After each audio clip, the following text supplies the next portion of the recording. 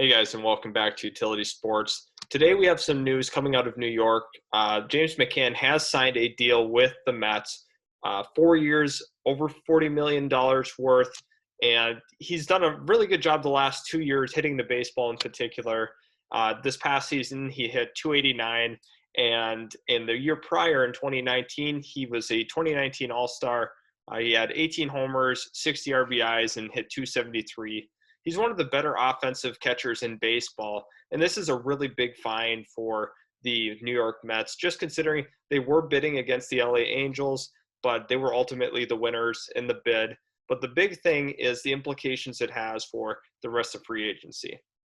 They don't have to shell out as much money for JT Realmuto, but the big thing for them is they have George Springer is who they're eyeing currently, and they also have Trevor Bauer in sights. So they're able to get a budget catcher, not exactly a budget catcher, but they were able to get one for cheaper than Realmuto, which ultimately they can spend that money on George Springer. They can get their center fielder of the future, and they also can get Trevor Bauer. Possibly, it really depends on what area that they want to focus on. So for them in particular, really good signing, and I think that's an A-grade move. You got to really like what the Mets are doing under Steve Cohen. They've been aggressive. They're ready to win, and the big thing is they're the second team in New York, so they got to really show themselves as a true contender. And this year, if they're able to be, super aggressive in free agency, it very well could pay off.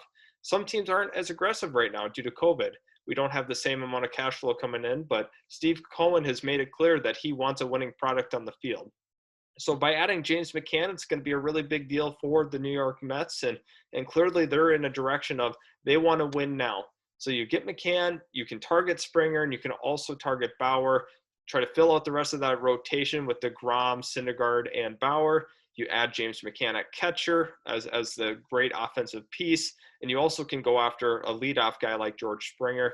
I think it's all kind of coming together for the Mets, but very interesting to see what happens in the upcoming days and see if they can get any traction with one of their top targets in George Springer. Thanks everybody for watching. I do appreciate your support. Please subscribe if you do like our MLB content, and also leave a like on this video if you did enjoy what you saw today. So can't wait to see you in the next video, and thanks for tuning in.